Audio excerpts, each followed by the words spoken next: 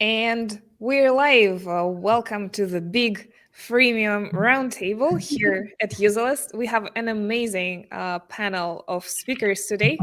Very excited to dive into this pressing topic, as many companies go to freemium as a source for free leads and growth in 2023.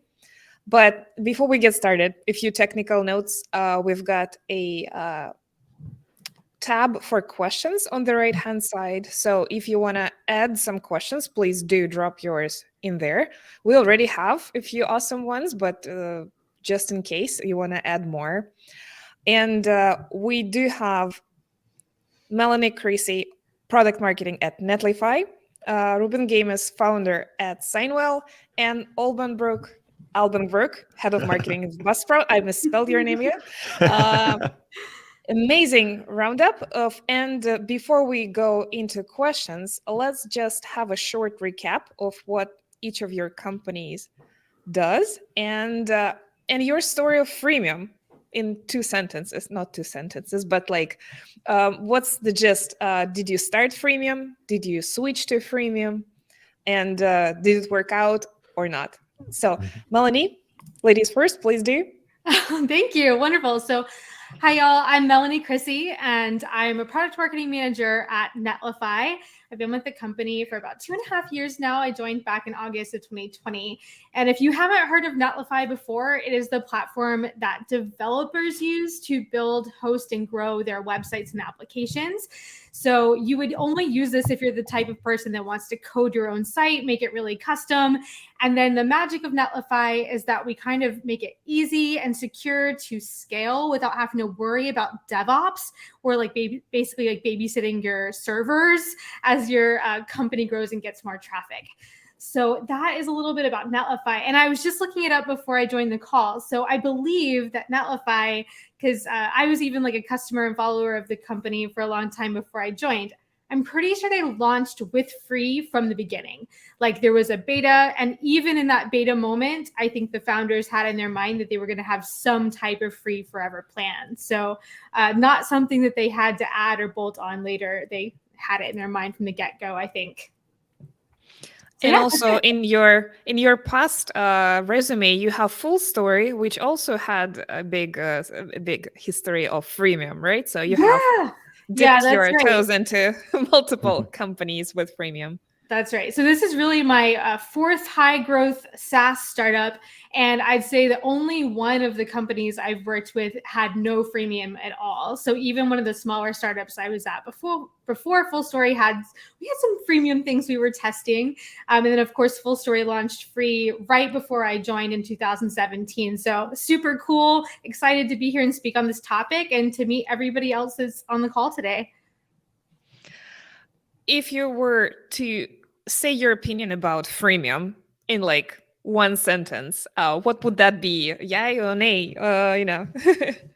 I am very pro freemium in certain circumstances. I think like my default would say yay, unless like I'm really going to ask questions. Like I'm going to ask myself 5 times, can I make it work? There are certain situations where it doesn't work, but overall, I am happiest when I'm working on a freemium product for sure. Fantastic. Ruben, story of Signwell and your previous products also, I believe, with the free plan? Yes. Hi. So Signwell is an electronic signature tool that helps people sign documents from anywhere online. We started with freemium. Sorry. We started with freemium, so we've had it the whole time. We tried freemium before with another product called BidSketch, which is proposal software, and that one is around still, but it doesn't do freemium anymore. We stopped doing freemium after about a month. It just wasn't working. I have several thoughts on why that was, but it's working great with Signwell. Ruben is the go-to person for 2 things in my mental Rolodex. One is SEO, and another is free plans. Like Ruben knows everything about free plans, limits on free plans, and so excited to pick your brain today on that. if you were to say your opinion of freemium, what would that be? Big fan. Big fan when it's when you can pull it off. Yeah, I agree with Melanie. You can't. It's not always the right thing. We will have a chance to talk about this today. Alban, how about yourself? Yeah, I'm Alban Brook. I'm the head of marketing at Buzzsprout. Buzzsprout is a podcast hosting platform, so we help people get podcasts online and distributed to the world. As part of the larger company I've had a chance to work on a handful of other products, some with freemium, some with trials, and then some that we've changed the growth, but most of my learnings will come from Buzzsprout.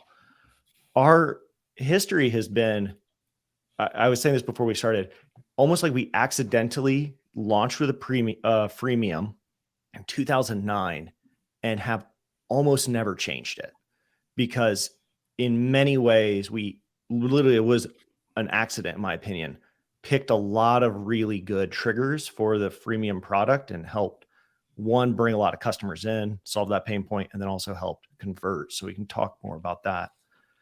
And then my view on freemium is I would really be looking at what is the competitive landscape for your product. How are you positioned versus your competitors? Because there are times where, I'm all in. That's the greatest thing you could do. The problem you have to solve is getting people onto the platform. Freemium is amazing. And there's other times where it looks like the biggest red flag to me. So I think it's highly context dependent. And I really would be looking at your competitive positioning. Let's get going with some of those questions. And one of the great ones, which we should definitely address, is when doesn't freemium work? So what are those red flags that we should be watching out for that can kill your business swiftly without the desired effect of freemium?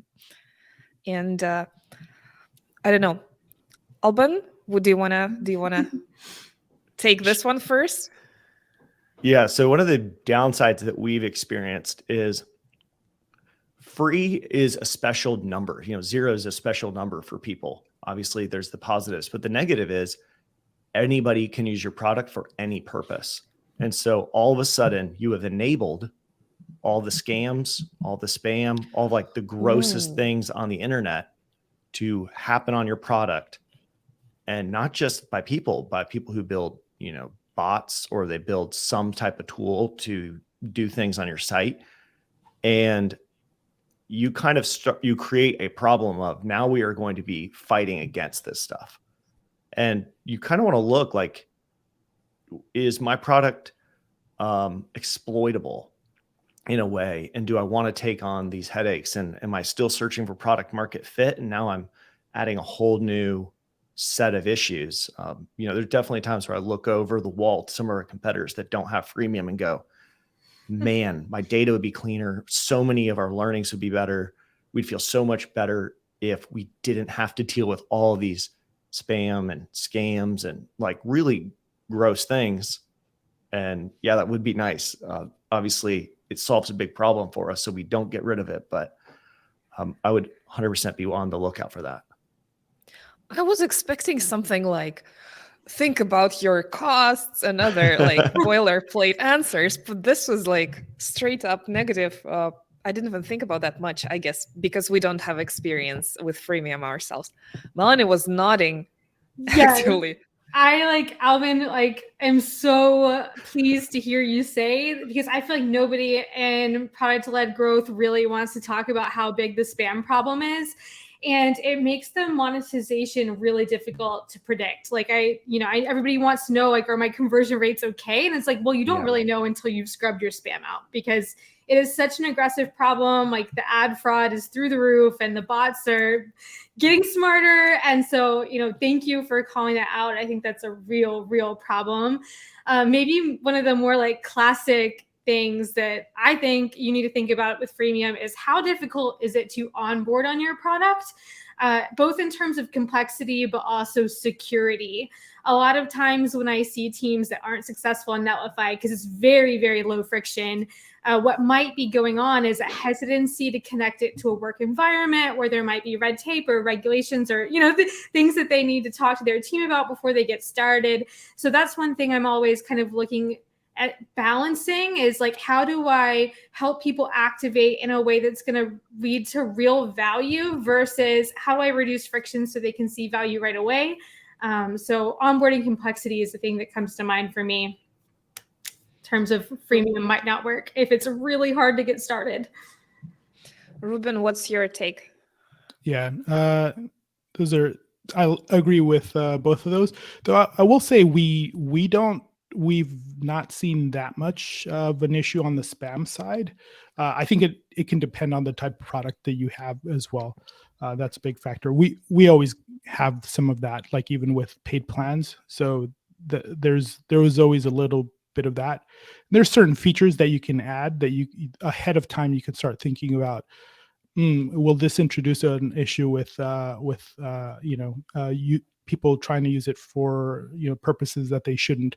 Like we just introduced bulk sending of documents, and anything where you're bulk sending, Jane, this emails to a lot of people. That's we did not put that on free, of course, any version of that. So we do think a lot about what sort of things we put into free and not. Along with the things already mentioned, I think freemium is to have free work for you. The free users need to contribute some sort of value. So if there's no value being contributed by those free users, then it's likely not going to work. Value meaning like some of them upgrade to paid, but a lot of people think about like conversions and upgrading to paid as the main thing. The reality is the majority of the people are not going to upgrade to paid, right? So it's about distribution, whether it's word of mouth or viral component or some other way. They make the product better in some way. So if that part of it is not there, then it's hard to make it work. Our original userlist co-founder, Claire Salentrop, who led marketing at Calendly, the way she put it was that free users need to be your mini marketers because they need to mini market your product in exchange for the service they're getting for free. And I guess that's a good way to put it. Could I Can add you one still other, do Jane? this work? Yes, please. One thing we've noticed, and this is on other products, is every single, in every market, there's a segment that is extremely cost conscious. And if you are the freemium product, you attract that market. And that's not bad. But one thing you have is now a very skewed data set. And you start feeling this constant tension of we're too expensive. We're not giving away enough. You're kind of doing a lot of talk back and forth with people who did upgrade. Now they want a refund.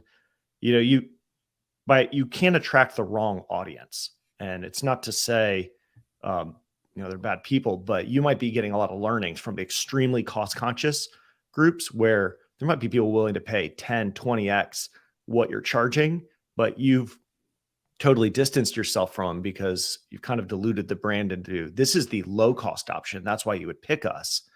And you just learn totally different things when that's the segment you're catering to. Any tips? Because it's kind of unavoidable since you get into this echo chamber for users. Any tips on dealing with that problem?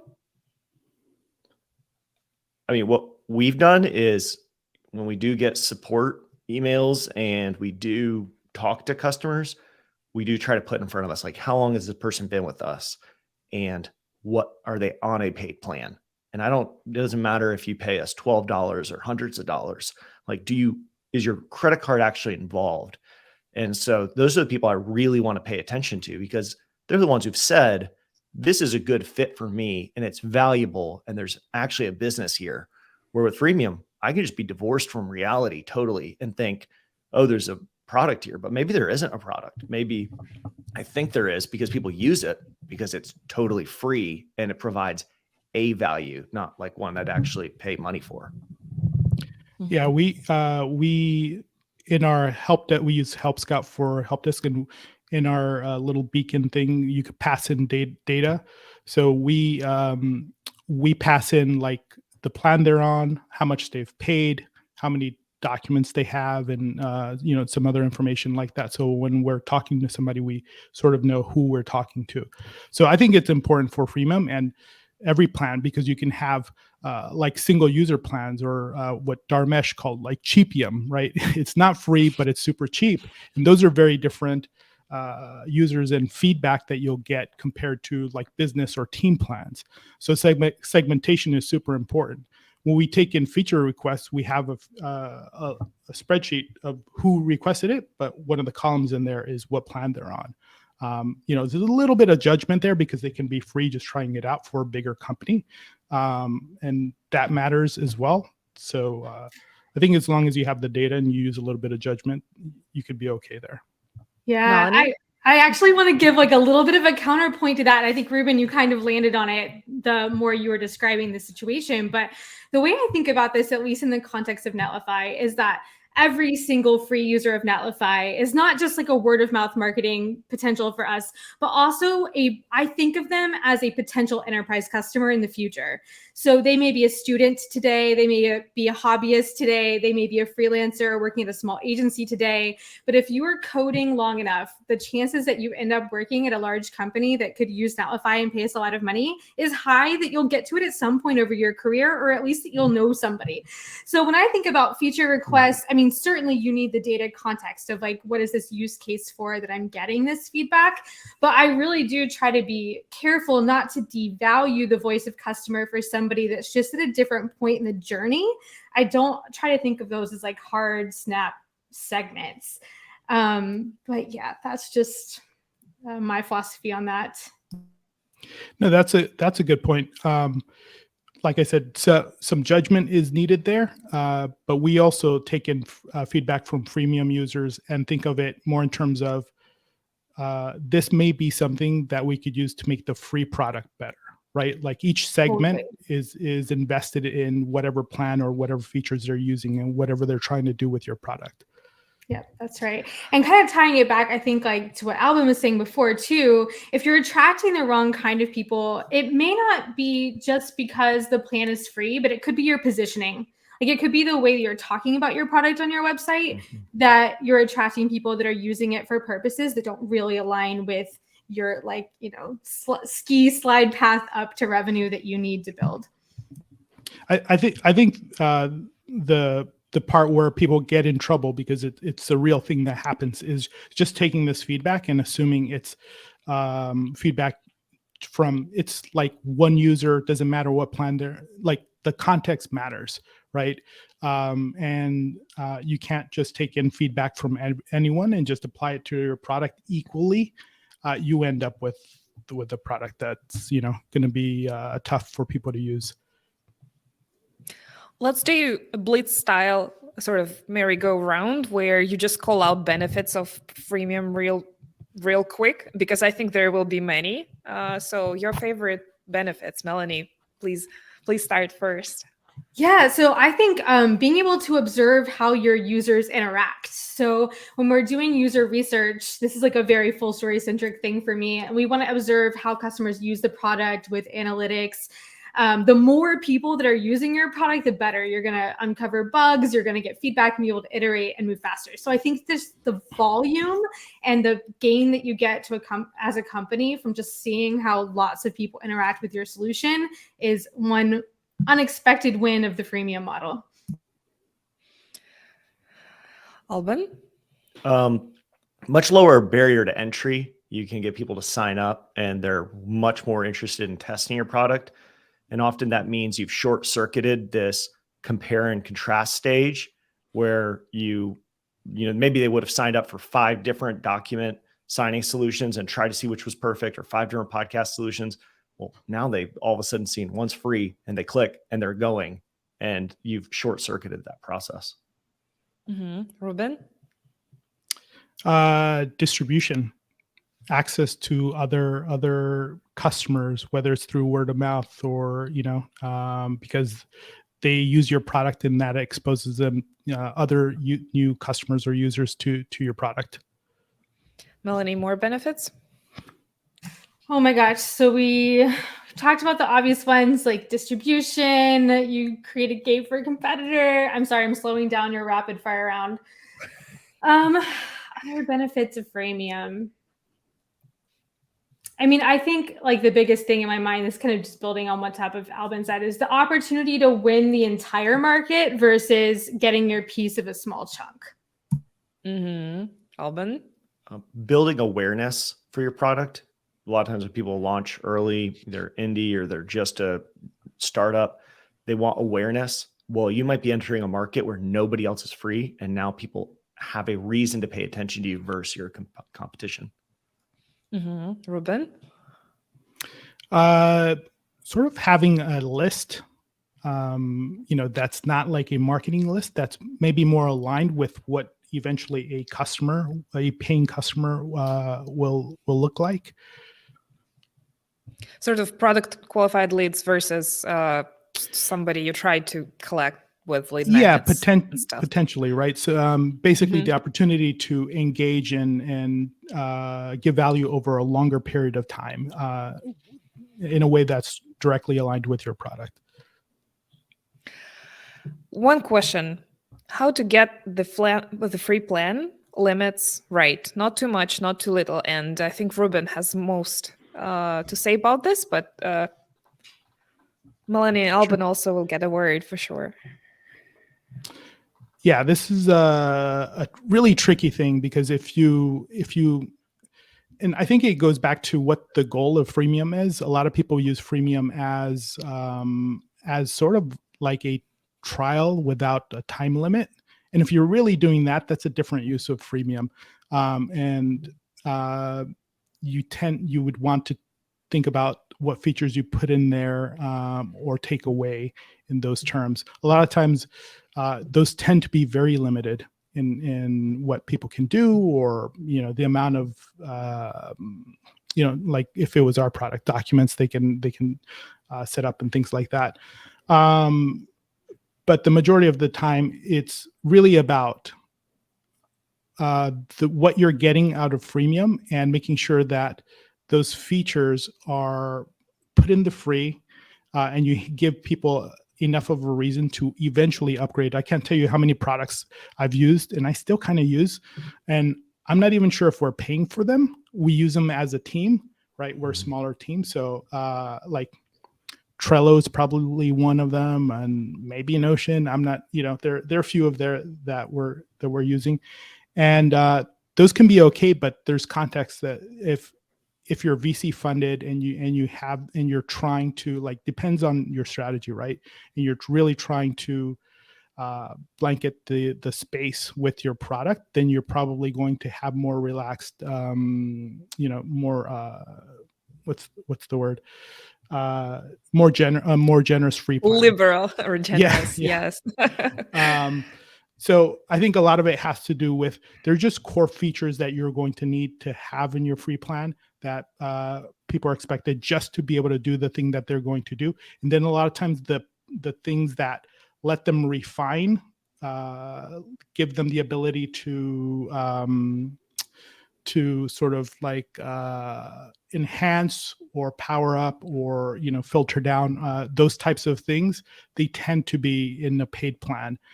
So things that help your freemium distribution, like anything viral, all that stuff, you also want to push to the free, just because that makes free work better, right? So you'll get the effect that you're looking for. So it's hard to generalize. It's very specific to each product, but high level, that's how I tend to think about it.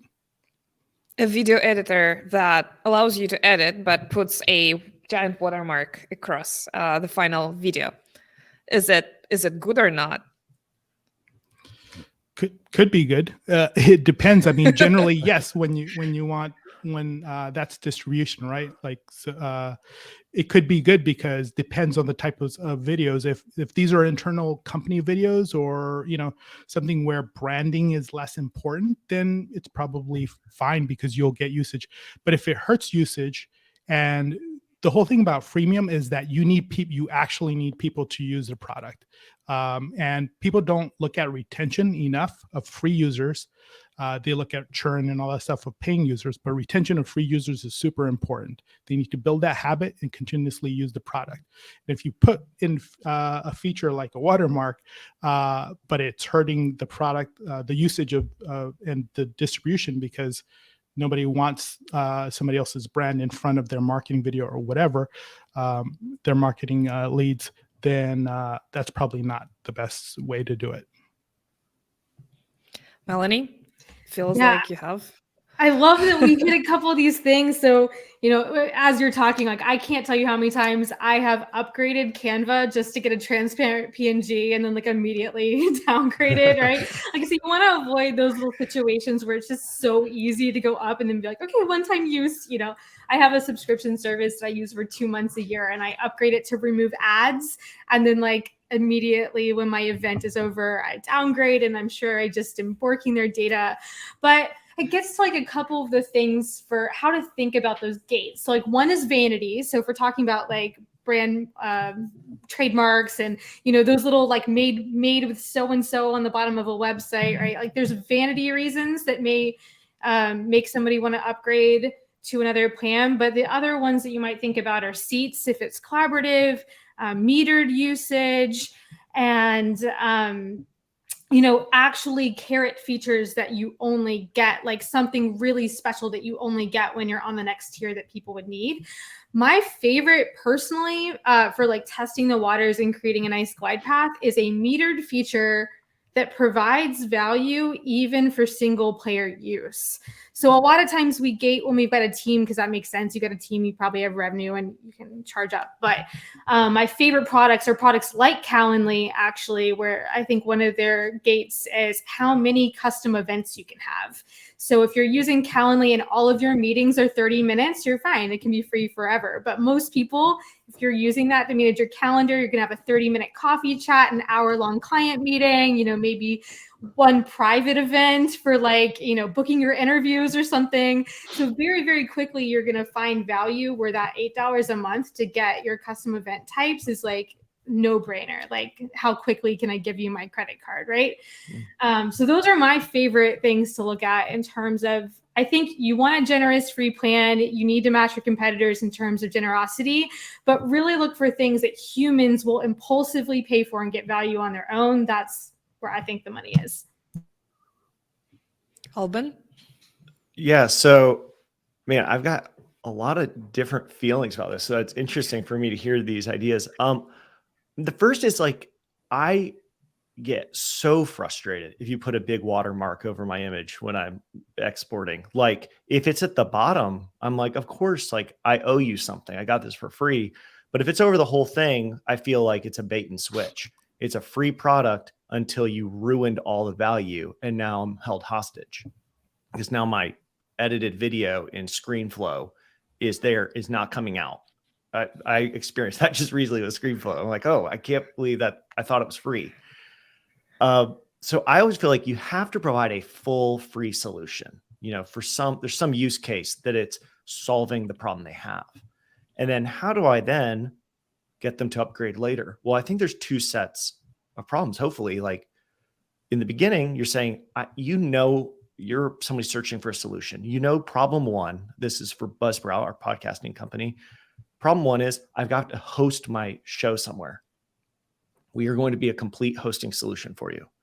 But then long-term, you realize, oh, I also have other things that I want to do with this product that I didn't know about in the past. I want to be able to master the audio automatically, and I want to be able to distribute it to more places. And I want to actually keep a back catalog of all of my episodes forever. I want a website. All of those new problems that you came up with, I feel like totally appropriate for us to say, hey, we already have a relationship, right? You already know us. You already trust the brand. Why wouldn't you pay? You could pay for all those things. And it doesn't feel like as much of a bait and switch. So I try to find where is a spot where it's a new problem for them. And now they feel like the trust that we built already is going to be very useful for, trusting us on the paid product.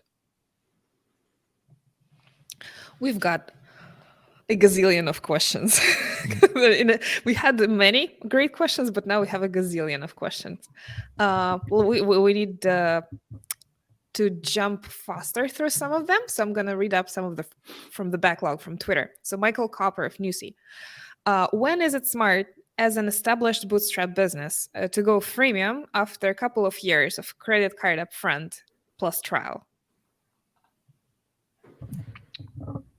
Think that should involve some sort of relevance to like before and after product market fit, before and after you scale. Like, at what point shall you go freemium if you don't have money from investors?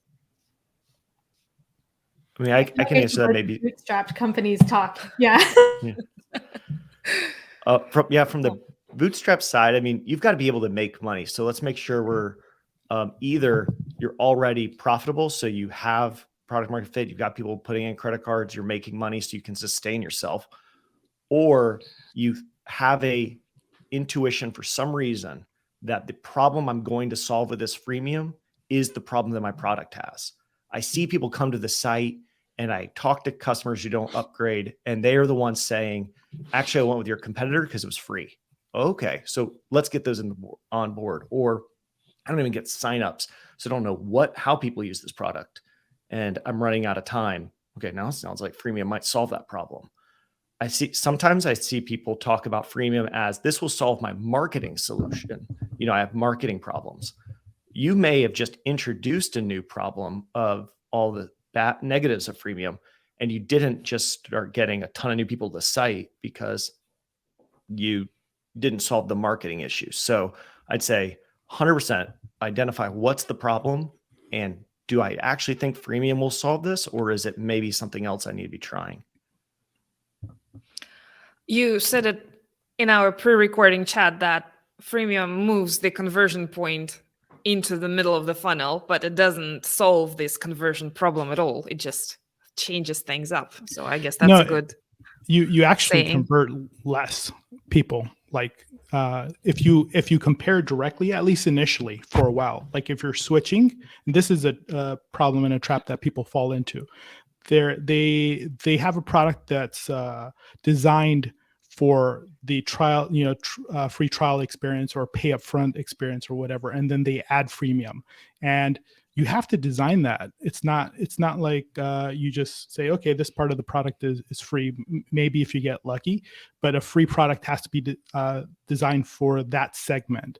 And what happens initially is that the time to conversion is just longer a lot of times. So some people will convert short, really quick. They'll convert on day one. We get people that convert at all periods, but you will not make in a direct split test. You will not make as much money, at least initially. Over a long period of time, with distribution and all the other effects, it should be better if it's working for you. But yeah, you can't have a direct comparison. I think what Albin said is true. You have to look at both sides. It's both about marketing and conversions, and both of those have to be aligned properly with that free plan in that segment. So summing up the economics, you are giving up cash short term in favor of an opportunity of long term growth. Would that be correct to say? Kind of in two ways, right? Some people will convert longer term, but you also have the distribution effects, whether it's word of mouth or viral or whatever. And if that's not there, then it's not going to work, and you'll actually get less users. Yeah, I'm so just grateful to be able to listen, because it's been a while. My second startup was bootstrapped, but everything else has had VC funding, so it's a totally different game. So when I hear bootstrapped with product market fit, I'm like, do you need to freemium? I don't even know. But I think it's about your exit strategy for your company, right? Because if you want to be in the game for a really long time and your competitors are going freemium, you might have to figure out a way to make the cogs work to go freemium just to stay in the game unless you have a really niche offering or a professional services department or some other secret sauce that's going to make your company really be in it for the long term. If you're looking at getting acquired by a company with like similar values, think about what you're bringing to the table. If it's, revenue or talent, like there might be other ways that you can get to successful exit without winning the whole market, which I think freemium, it really is a long-term win the market kind of tactic.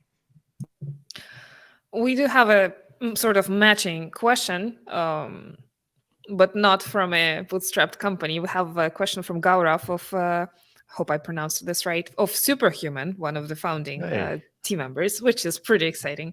So the question is, what % uplift in users is reasonable to expect if moving from paid only to freemium? What are good and great benchmarks for monetization rates? Broken down by single player and team player products would be great. Well, can you quote any benchmarks at all, but maybe some benchmarks for your own products? I can tell you. And and a matching question as a side question is, what are good strategies for not cannibalizing existing paying customers if introducing freemium? Well, I guess it's separate can of worms. Ruben just made a really good point. Like when you start this, your conversions go down. Like it's only could go down, right? Because all of a sudden you will have a segment of the people who would convert who go, oh, cool, you solved my problem. I'm good to go. I can tell you ours have historically, once you take out the pure spam, like it's obvious that this was never a person. They were just trying to sneak Ariana Grande songs into Spotify. And that's why they signed up for us. That is one of the things we've dealt with many times. Once you did that, you filter that out, we've been historically around 20% will pay us at some point, which even compared to other SaaS products I've worked on that we're just doing upgrades off a free trial, those have been much lower. So yeah, 20% is great. I hardly hear that on freemium. I know. I'm like, where are y'all getting 20? Yeah. I'm like, 2% sounds good. 6% maybe. Like, how long is your lifeline from like trial start to conversion? But honestly, Ruben, I'm going to be quiet so you can finish your thought. But I don't like. I think I don't have the benchmarks today with me, but I'd say check out OpenView, check out ProfitWell. There are reports you can download. If I don't have the numbers, but you can find that stuff. They're great people that do this all the time. Go ahead. Yeah. So, I've helped a few people that were not doing freemium go into freemium or think through going into freemium. And one of the first things that we do is look at cannibalization.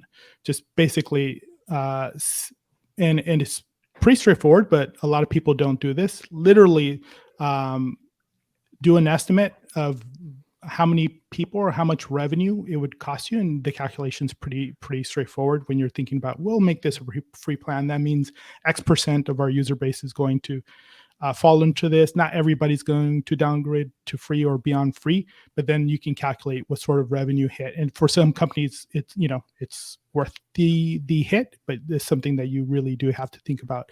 And it's so product dependent. I would be hesitant to look at benchmarks out there. Any numbers that you find out there as far as, I think the question was around how much of a difference or how much revenue loss you might see if you go to free. Generally I like the differences in numbers. If you look at somebody like HubSpot or something, they say 1 to 3% is what they see in freemium, and then 3% is considered really good. But we're just averaging these numbers because you get so many free accounts that will never truly convert. It's going to make those numbers lower. And if you get a lot of those, contributing with distribution and all that stuff, then you'll be in good shape. But we have segments that convert at less than 1%. And then we have other segments that convert at 10, 11, 12%. They pay on day one, they pay for a full year. They're just ready to buy. So I think segmentation is super important. Since you mentioned that, what is the criteria for that segmentation that you just applied here? Is it like based on the industry, or is it based on their first day behavior, or something else? We segment in a lot of different ways, but some of the ways where we know like what type of free user it's going to be and how they're going to pay. A lot of it has to do with where they're coming from, like their context. Right. So we just have some channels and some traffic sources that we know they're going to convert way higher and way better. You're not going to disclose them, are you? No, I'm not. I'm not. All right. Jane, could I add Melanie? one thing for this question? Yes, please. Since it's from Superhuman, I think one thing we've not talked too much about is brand dilution. Superhuman is an extremely premium product. It is, you get email for free, and this is an email client that costs $30 a month. That's an ultra premium product. And then I think if you introduce like a freemium version of it, that conversion, that like step from I got this thing for free to I'm paying $1 a day for my personal email. I use it for my personal email. All of a sudden that starts feeling really painful. And so if you're trying to sell an extremely premium product, you could hurt your positioning quite a bit by saying there's now actually a free version of this. So that would be one of the areas where I'd be like, that's a product in particular I'd look at and go, I'm a bit nervous about introducing that free tier. We published a blog post recently, which was purely entertainment about brand archetypes. And Superhuman was an example of a ruler archetype that you're like promoting the exclusivity, belonging to a special club, premium, in like Mercedes, BMW, whatever. In the car world, it's Superhuman is for email clients. So if you were Superhuman, you would not try freemium, right, Alban? I would not. I also may not have upgraded had it been freemium. I would have been sitting there trying to figure out how to not need it. But I tried it 1 month and was like, oh, this is huge for me. So great. I think there was something about the exclusivity that attracted me to try it the first time. Melanie, if you were a Superhuman, would you switch to freemium? Maybe, but only with some serious repackaging and maybe features that don't exist, right? Because I had a really great experience with Superhuman recently. Yes, it's super exclusive. There is something about how beautiful it is that I want to reward that. Like, I wish that I could justify $30 a month just to say thank you for building something that is lovely and just brightens my day. But at the end of the day, I said I can turn on keyboard shortcuts in Gmail and it's not as beautiful, but it's close, But if Superhuman were coming out with something that was radically different, that saved me time in a different way, or solved a different problem on top of what they've already built that's so beautiful that they're doing with email, then I would say, okay, take that original Superhuman experience, carve off a chunk, make that free. And then now you've got Superhuman, the productivity platform or something, and you reposition and then it could work. But I do think that it goes back to that kind of like, don't cheapen the brand kind of problem that we see across every industry, retail, et cetera. An opposite question from Scott Metzen of Algolia. When might it make sense for a freemium product to transition to paid only? And I think we're looking at Full Story here, who kind of sunsetted their free plan, right? Any other case studies that we can refer to? I can tell you that was a super painful experience for me being at Full Story. I remember the moment when the CEO sent me a Slack about maybe the free plan going away. And I really about had a heart attack, sitting on a sofa in the open space in that office in Atlanta. So, I think it's a really painful thing to do. You do it when you have very, very high confidence in who your customers are and the segment you're going after, and that freemium isn't helping them. And I think Full Story is one of those unique products. It's very, very hard to set up. Once you get it going, it's great. But to really get it set up right with the security features that you need, and to get it running at scale where you've got millions of sessions, you really do need to go in through the business. it's rare that startups, I mean, they do have an amazing startup scholarship program that I think might still be running at some level. I don't know. It was there when I was there, but the glide path is not super smooth for them. And even when people sign up to use it on their own websites, they may not be able to figure out how to get it going. So I think it was the right call for them. They let other people take the freemium approach and kind of scoop up that different segment, and they doubled down on where they could get revenue. We also saw companies like Heroku did this last summer. So like Heroku, the developer platform that was acquired by Salesforce, they did an interesting thing that I think I would do if I were in this position, which is they didn't cut off free entirely, but they said free is only for certain people. It's for students and open source plans. And otherwise, they were dealing with exploitation or just people that weren't serious about paying for Heroku and they weren't going to convert. So I think that was a really hard thing to see happen, but it was the right move for that business. And there are times when you got to make that call. Alban, Ruben, anything to add about transitioning backwards? I'm less of a fan of companies doing that. Of certain companies, of course, it always depends. But like Heroku, I don't think that's a good move for them long term. There are a lot of companies. Basically, when companies get to the revenue optimization stage, they tend to do this, meaning like it's all about revenue because they're fundraising goals or because they're a public company and they have certain goals there. And I think it's a short-sighted move in a lot of cases.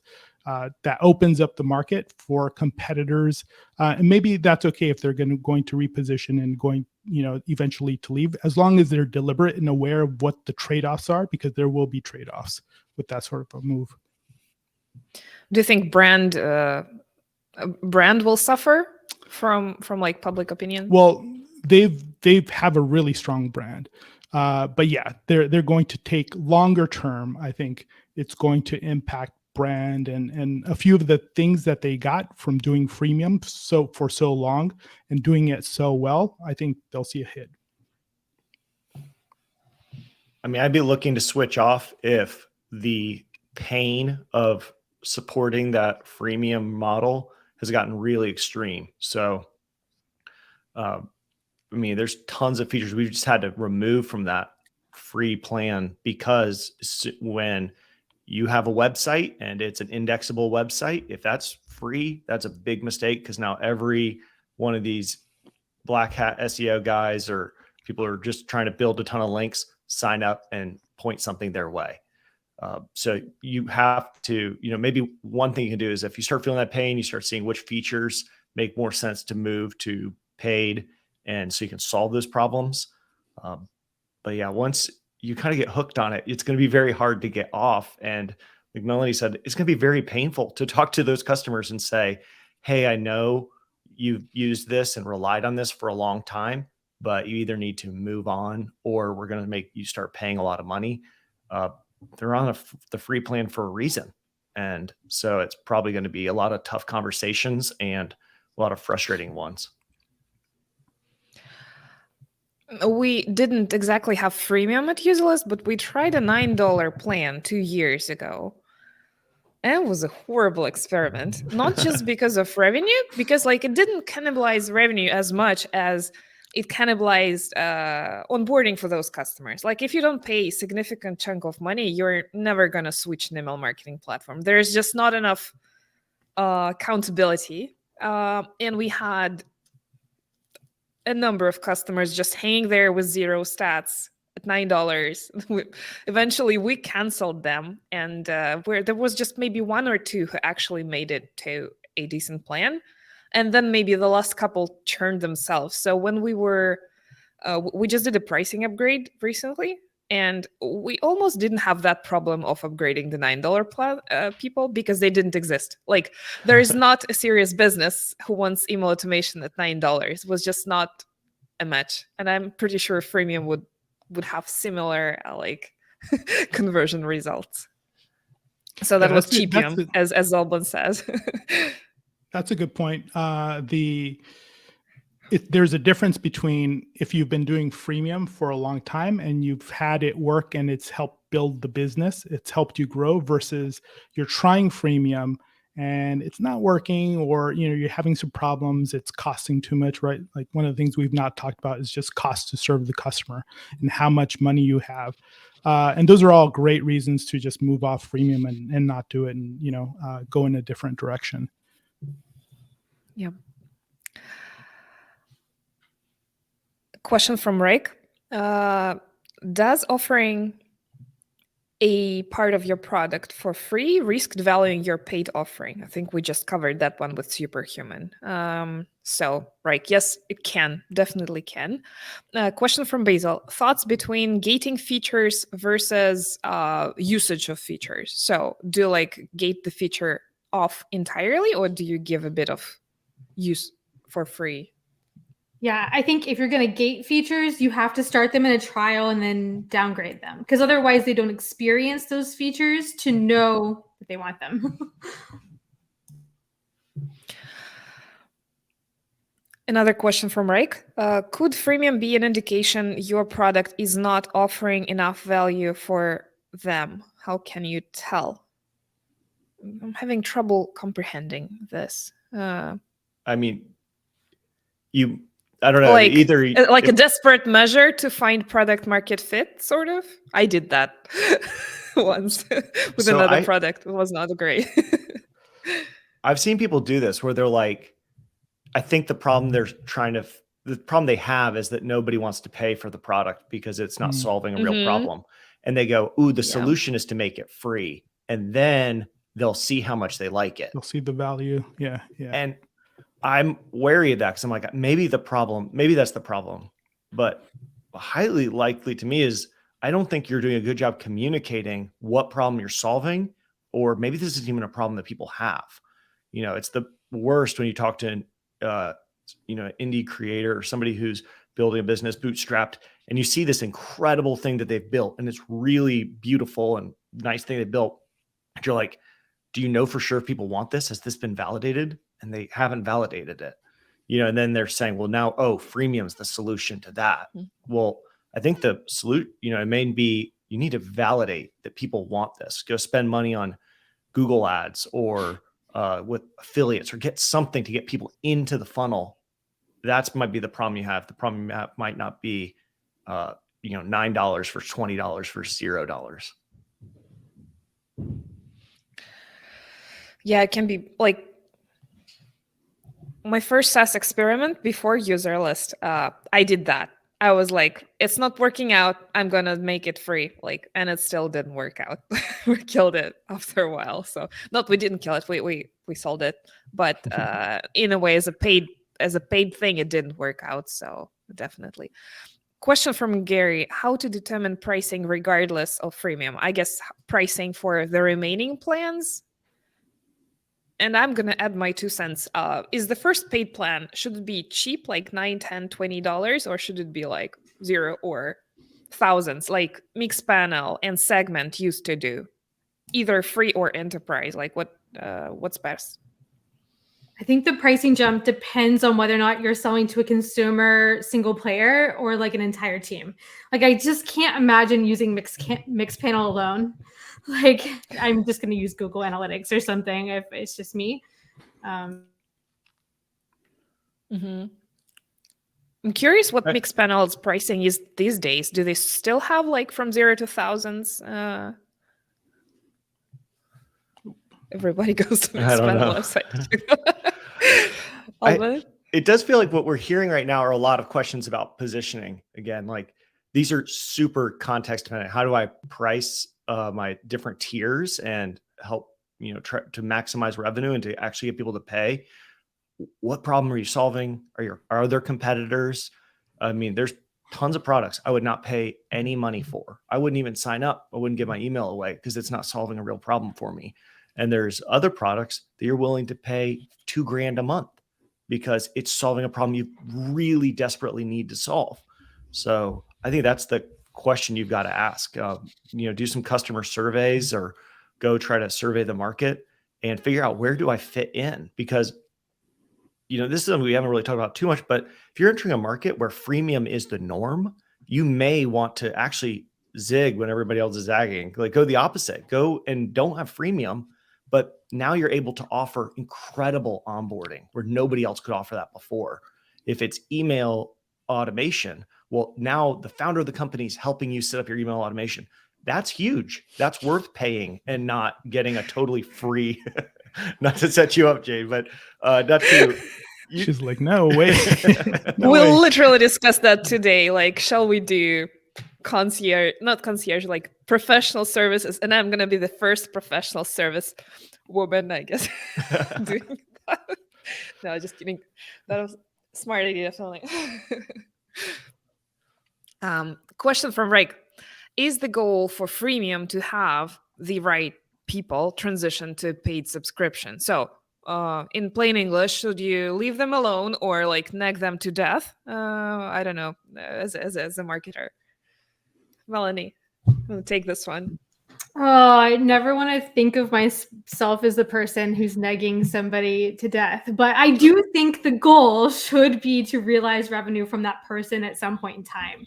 I think the question is whether or not they signed up in that moment with that context, and that goes back to segmentation. So yeah, kind of taking it all the way back around loop, you segment out your customers, who's ready, who's business ready, who is ready enough that they told me that they're here for work, or if you're selling like consumer style, like, you know, who's taken the right actions to show that they could upgrade. And then yes, you want to aggressively try to convert those people.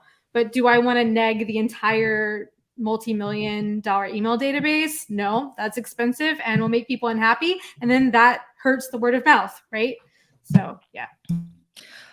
As an email marketer, I can say negging people who have not activated is the biggest mistake. It hurts your everything, including your deliverability, because you're just trying to email the wrong people with nags. So don't do that. But another opposite like mistake is freemium companies usually have problem of very high email costs. So what they do, they send a 10-day onboarding sequence and they just leave them alone and like delete them from the database. But you can absolutely have like a 3 to 6 months worth of smart, intelligent, like not nudges, but can be inspirational content or anything else to nurture these people. So don't leave them alone either. It's got to be a balance there. So don't do either. Yeah, we have times where the problem that somebody has is that they haven't realized any value because they've signed up for our product, but they haven't actually created a podcast yet. And so, yeah, the 10-day onboarding didn't get them there, but now up to 6 months or even years later, an email that's talking about how to start a podcast is exactly what they needed, because that was the thing they got stuck on over and over. And yeah, any sort of like annoying your potential customers and hoping that they now upgrade, I just can't ever get on board with that. There's so many times where I experience that in products, and I think my experience of the brand is going downhill very quickly, and you don't want to convert because you feel like kind of tricked. Yeah, I think after a point you move those free users that haven't activated into a different, like they're now, it's almost like you're marketing to them. They're almost like a list instead of like this product onboarding list. They're no longer in onboarding. 100%. Yeah. One of the things, like the common advice for cutting email costs is to have two tools. One is like the behavior-based, full-on customer data kind of tool, like UserList, and another is like a super cheap MailChimp or an alternative. Even though we're trying to address that because we would like to have those people in UserList too, maybe we need to figure out like different pricing, but that's an open question. But yes, getting them somewhere, you can keep them in a database, you can keep them in MailChimp. As bad as like dumping leads to MailChimp on their pay-to-go plan as using them as a database to store. Like, it's horrible use of MailChimp, but still can work. Question from Leon. How important is to maintain freemium when you need the network effect to kick off with content sharing versus just keep the paid clients? It's a bit of a convoluted question, but content sharing, I guess, is part of the product. So do you need to keep freemium going, or can you switch to pay? If it's a product that needs network effects, it's a marketplace, you need multiple different types of people engaging, you almost have to be free. I mean, you have to get any barrier at entry is going to kill the product. We're experiencing this now with a new product that pairs podcasters and advertisers together. And if we were to gate one of those sides, or the more gates you put up, the more difficult it will be. I mean, that's just a business that you extract the value way down the road. Once you are the marketplace, you don't extract the value up front. So if that's the question they're asking, I mean, freemium might not be the answer. VC funding and going completely free to then try to win the market is the answer. We had a super awesome conversation about marketplaces with John Doherty. And the key takeaway in one sentence is you have to have a leg up on one of the sides if you start a marketplace, and just reduce friction for the other side, I guess, which you do with freemium. I'm going to drop the link to the interview in the show notes. Melanie, anything to add? Nope, I'm totally distracted reading the chat. Okay, let's jump to the next question. Question from Gary about pricing. How to determine when there is a market enabling price? Example, Evernote versus Keep from Google around 2008. Okay, I don't have historical context to parse this. This is what I was distracting. I was trying to look this up to figure out, okay, I've used Evernote maybe before, but Notion is here and it's been a long time. And, Google, the way that they sunset their products based on whoever is going to get promoted this quarter, I can't remember what Keep is. So does anybody know the story on this one? Alvin? Maybe. Ruben? I don't. What is a market enabling price either way? I'm not a marketer. I don't know. Evernote versus Keep. If Gary is around, maybe we can drop a comment. But let's jump to the next one. Would you recommend, from Liliana, would you recommend free access to a product that is not known in the market? To a car that people don't know what it is and how to use it? Or would you suggest a filtered and guided access? Like freemium for people that understand what this... I guess it's about existing product category versus something new that is... Like a new product category? Yeah, like if you're trying to invent it, do you invent it as a free thing to start? Or do you invent it by introducing something expensive and manually onboarding people in there? Yeah. This reminds me of Square. When Square first got started, you could not go to a conference without coming. I'm probably sitting at a desk that has 3 in the drawer, those little Square plug-in hardware things, yeah. Right? And I thought that was pretty smart, because then you have this tactical experience with something. Later, when I finally needed to send an invoice, they were the first thing I thought of, because it was oh, I've got these, and I don't know if I'm ever going to need to run a credit card, but I know what this product does. A car. I mean, I think about people who used to demo products at kiosks at the mall, and what is the digital version of that? I don't know. What do y'all think? Can you think of products that are really novel that you would want free access online? Calendly kind of popularized scheduling, and they were definitely a freemium product. Yeah. I think that the more defined the product, the easier it's going. You're suddenly muted. If you can repeat that. Can you hear me now? Yeah. Yep. Yeah, okay. But from the wrong mic. Interesting. All right. If you're, how defined is the problem you're solving? When you're introducing or trying to create a new category, well, all of a sudden you were trying to convince people there's this problem and I have the solution. So you're trying to do 2 things. It's tough when people aren't searching for you.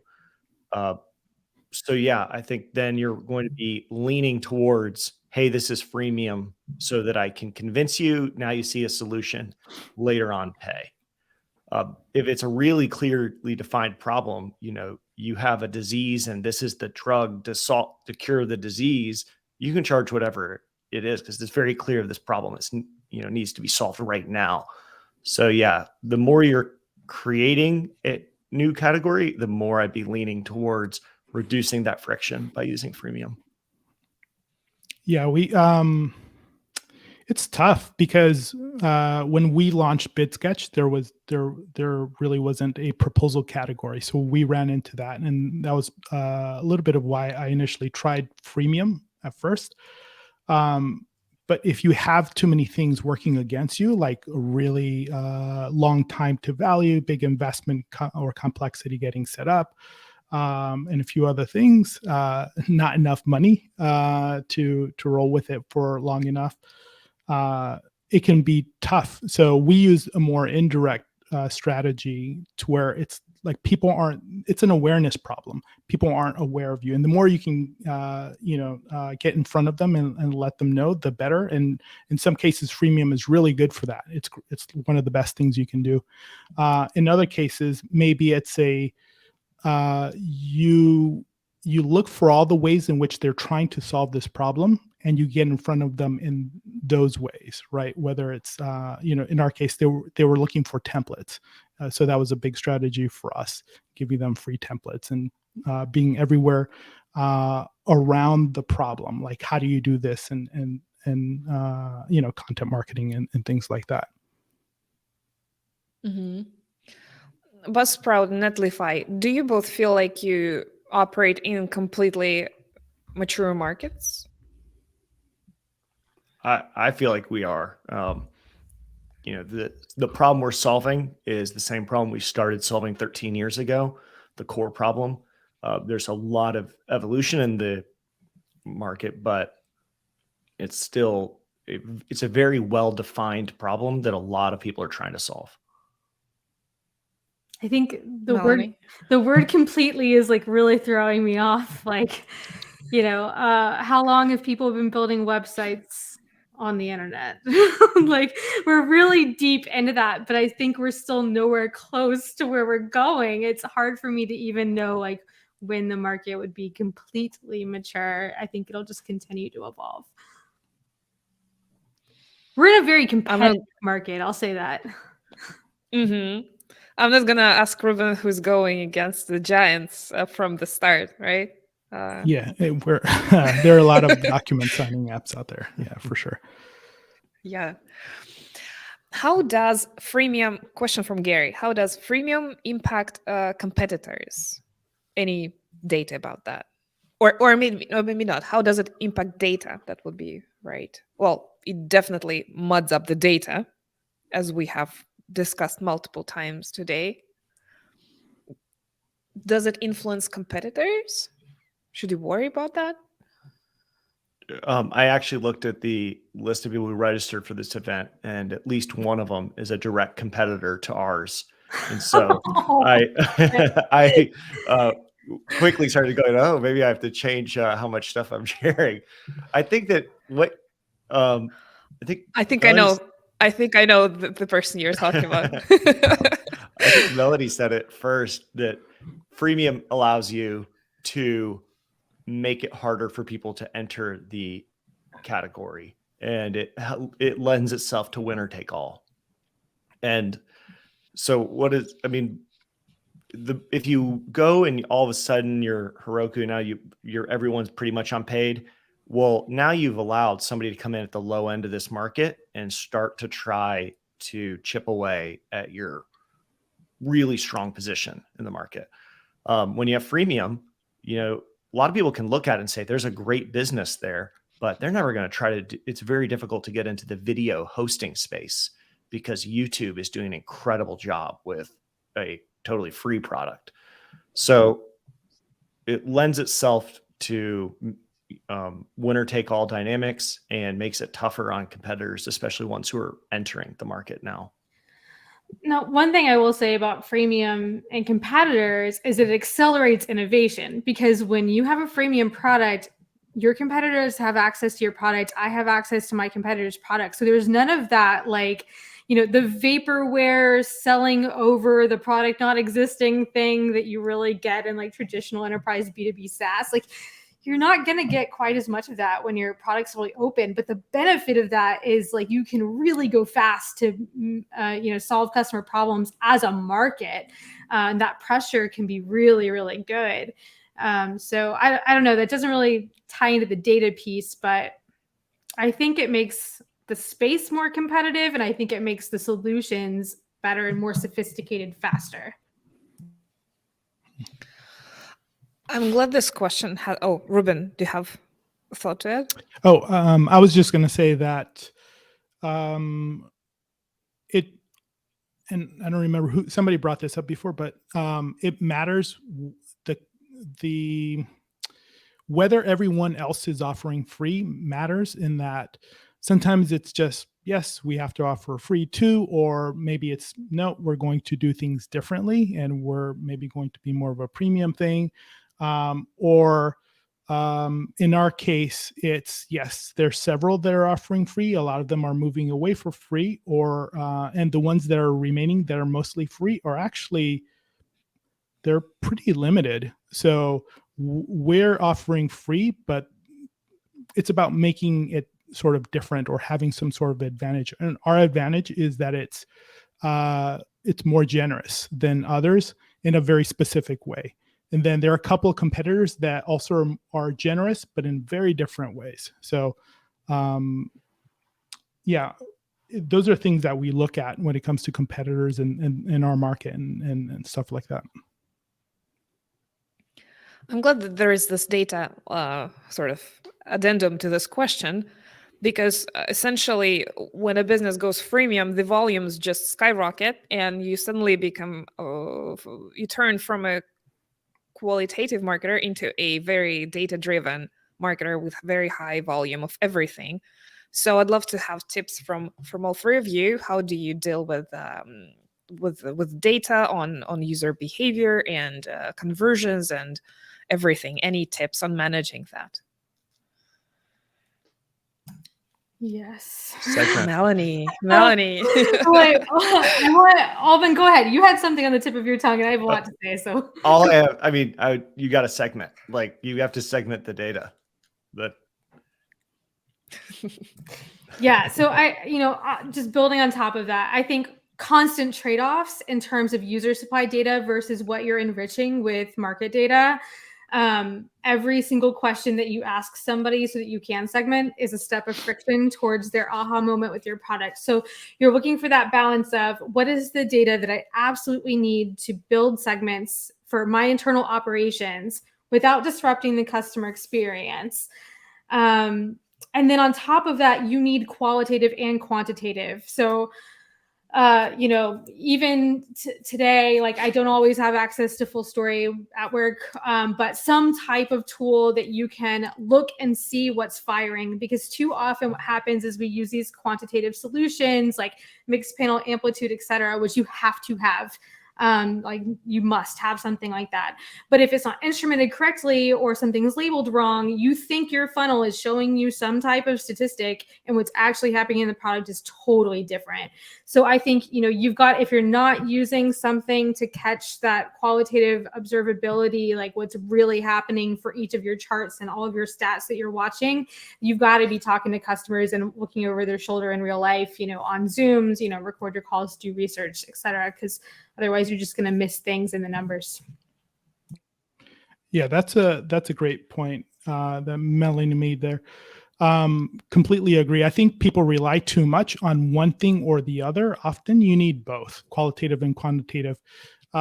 We regularly, and our volume is probably not as high as really big, large, well-funded companies that are taking over the market right now.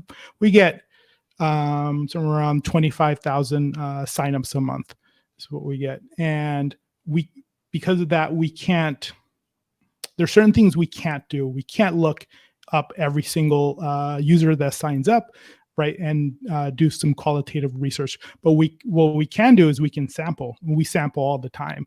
And that's really what you need to do. We do sampling, but we also, when we send out surveys or we do qualitative research, we put that data in a spreadsheet, and then we go and we retrieve. So if it's qualitative research, we go get the quantitative data that we have and we put it in there. So we actually know the stories behind the data. So this type of data means this. And we do it the other way as well. Alban? I find myself often ending up on the highly analytical side, and I'm like, okay, here's what the data is saying, and I've invented the story of why that's happening, and here's the solution. And what I now lean on more is I love looking at the data and getting deep in and then go, okay, here's the problem. Here's what I think's happening. And then talking to those people. And then they tell you, no. Like there wasn't like this happened. I'm like, oh, it was a button wasn't on that page. Oh, that unlocked like 5% increase in conversion rate, because it would have made sense to have a button on that page. And we didn't think about it because we don't, regularly go through that sign up flow. So I like using data to see like, hey, there's something in this group that's a problem. And now I'm talking to people and I'm unlocking. And if just as a aside for anybody who's considering going to conferences, so many of those breakthrough moments for me have happened at conferences, talking to customers who you can see it in their face. Like they enjoy your product, they use it, it works. And then they tell you where it doesn't work. And you're like, oh, I know the data. I know what I've seen you before in my Google Analytics, but I've never understood what was happening. Right. Oh my That's gosh. What's going on there. Yeah, exactly. Yeah. I'm a big fan of customer calls and asking why stupid 5 times in a row, like will get you to the insights that you can absolutely no way uncover through data or surveys or anything. Then it suddenly happens that they tell you something that like something global that I forgot to mention, like, oh yes, and by the way, like, and then something interesting happens. It's pretty fascinating. Just talked to a demo today, and it was an account with complete zeros in their stats, but they were like thrilled to get started in a couple of days. And how is that different from an account with 0 stats that is just abandoned us? There is no difference, but the mental difference is huge. Melanie, I feel you have something to add about customer calls. Oh my gosh, I always think customer calls are good. What I'm thinking right now is that my dog is barking at my friend who's standing on my porch right now. So I'm going to pass. I'm going to pass to somebody else. Shall we let you go? We have 12 minutes on our schedule and maybe 1 or 2 questions. Shall we let you go?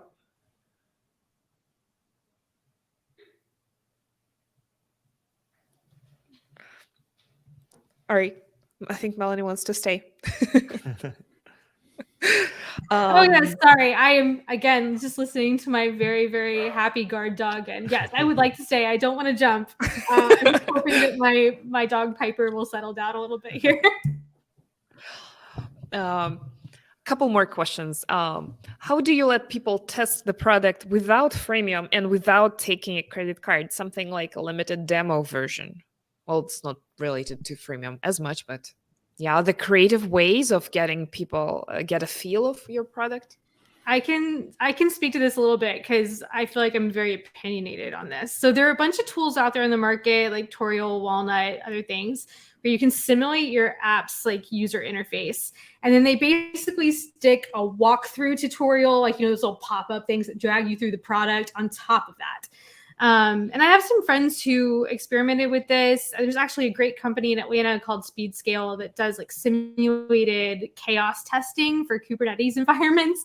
And it's really hard to set up and get started. So they tried this with their product, and, yet to be determined whether play.speedscale.com like ends up working for them. But personally, as a customer, I don't love it. And I don't think it's as effective even as a like video demo of like a talking head walking through your application. So I would test something like that against one of these more modern solutions that let you feel like you're playing with the app without actually playing with it. Putting a walkthrough tour on top of that, it's just a ridiculously bad idea. Like, it's basically an opposite of what you want to achieve. You want to let people play, not walk through your tour, right? Well, Right. there's So a motivated to click through. Yeah, there's a more somewhat recent trend that was really an old trend of basically creating a demo that of your product without having to have people sign up for your product or register. And the idea is just like show them the core value without having with even less friction than just doing a credit card free trial. I'm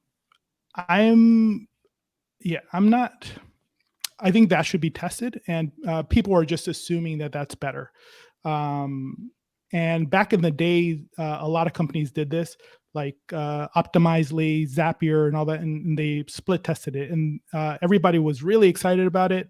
And then they found that they just weren't. It wasn't working as well as what they had before, and they changed. So now I'm seeing it come back, and it's really interesting seeing companies talk about it and promote it before they've actually seen sort of results from it. So I'd be careful about doing things like that.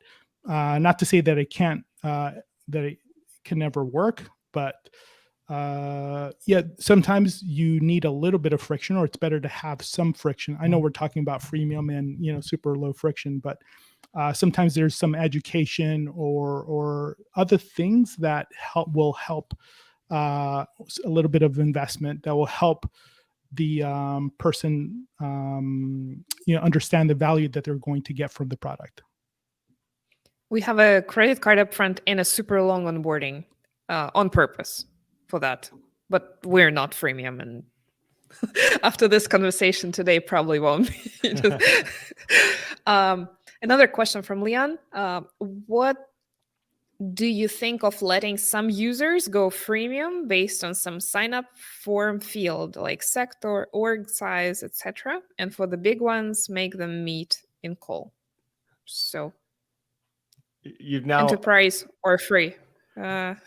I feel like then you all of a sudden you've created a really big source of tension you're going to be dealing with, which is people who are like, oh no, I'm definitely a student. I mean, I still got the student ID and I can access that email still. And now you're the person who's constantly jumping in saying, actually, you're kind of trying to game the system. I don't know. I think customers really don't like being treated differently when they see that other customers of yours are getting a better deal. Anytime it's one reason we never do Black Friday deals, or we don't really discount the product, because as soon as you do it once, everybody looks at that and they go, well, why don't I get that deal? And I don't want to be the ones telling people, well, you already signed up, so I care about you less in some way. So yeah, I don't like segmenting and charge people differently. Yeah, I think that's a recipe for bad data, but I do think that you can intercept an enterprise customer and offer them a call. And if you're lucky, they might talk with you. So I wouldn't say, like, you should definitely think about your outreach response to people based on the segmentation. But I think if you attempt to actually build a form that locks down the sign up form for people of a certain size, that probably won't pan out exactly the way you like. You'll just have lots of people giving you fake data to get through. Zapier has a built-in lead qualifier feature. I forgot the exact name for it. So you can parse all free trials for promising leads and channel them maybe in in a sales channel or somewhere else where you want to pay attention to them. So there are ways of doing that semi-automatedly. That was the last question. And there was a blast. Thank you all for joining today. Closing word from each of you. One do and one don't for freemium. And Melanie, you go first. My do is that if you get a chance to work at a company that has a freemium tactic as part of your go-to-market motion, it's just a great experience. Like everybody should try it once, maybe even twice. So my do is give it a try. And I think my don't is don't give away too much for free. Leave a little enticing carrot, and don't be afraid to charge a little bit of money. Ruben? I would say if you try freemium, don't, or if you do freemium, don't think that all you have to do is make it free. You still have to market it. You still have to go out and promote it. I see a lot of people, yes, like if you're asking for a credit card up front or something like that, and then you go free, you will get more signups, but that's not because it's necessarily because it's free. If you just did that with your free trial, you'll also get a lot more signups. If you really want to have free work for you and have it have the best chance, then you need to promote it, just like anything else. I'd say do. We've talked a lot about freemium as a solution for a lot of types of issues. Make sure those are the issues you're trying to solve right now. And if your problem is, you don't have product market fit, your problem is it's really hard to onboard onto this product. Like I actually have to set up a whole dev environment, get up all these security settings done. You're not solving that problem. That's a different problem. So now you need to find solutions for that. The fact that you have a problem doesn't mean this is the solution. So 100% identify the problem you're trying to solve. And then if freemium's the right one, give it a chance. And then don't freak out when you turn this on and your conversions go down. I mean, I feel like the biggest insight I'm taking away from this from Ruben is, you're going to see an immediate dip in the amount of people converting. And somebody at the company is going to go, I knew this was the wrong idea, roll it back. And you have to upfront say, what's the testing limit? How long are we going to test it? Because we expect in the beginning a bit of cannibalization with none of the benefits yet. How long are we willing to hold out? Speaking of which, what's a good testing period for freemium? Like, is it a big commitment? 6, 12 months, year, 2? It's hard to pick a specific date. I think you need to start looking at precursors and signs that it's actually starting to work. Like we monitor branded searches, and there's certain trends that we want to see going up. Like you want to see free users using your product, exposing it to other people, if that's part of like how freemium works, or maybe they're generating content and making acquisition better in that way. Whatever the engine, the freemium engine, how it works, you want to identify those KPIs and monitor those things and make sure that they're trending in the right direction, and give it enough time. I've seen somebody, Sean Ellis, he bought a product and he was, he's really good with freemium, and he gave it about, I think it was about 3 months, and they were super aggressive. It's also like, how much do you open it up? And didn't see what they wanted to see. So they went the other way, closed up freemium, and just like 10x the prices. Yeah. Where can people find you online? Like, let's do a moment of self-promotion in the same order. Melanie? Awesome. Netlify yourself personally. Yes. Yeah. So netlify.com. Go make yourself a website. If I can do it, you can do it. MelanieChristie.com, hosted on Netlify. Thank you, Netlify. I'm also on Twitter and LinkedIn if you're defecting from Twitter. And my Calendly is open as well. So if anybody just wants to book time and chat, I try to carve out time for that too. So thank you so much, Jane. Ruben? Yeah. Earthling Works on Twitter. Mainly, that's it. And signwell.com. Oh yeah, recently for rebranded. If you need to get documents signed, signwell.com. Yep. Alvin? Albin Brook on Twitter, just like my name, buzzsprout.com if you want to start a podcast and yeah, reach out if you want to talk about SaaS or marketing or podcasting. Those are all things that I'm always excited to talk about with anybody. Fantastic. Thank you all for your wisdom today. This is going to be sent, the recording will be sent to everybody who registered, including yourself. So please stay tuned for that email. And thank you all for your time. Good luck with Freemium and hope 2023 treats us all well. Goodbye. Thank you. See ya.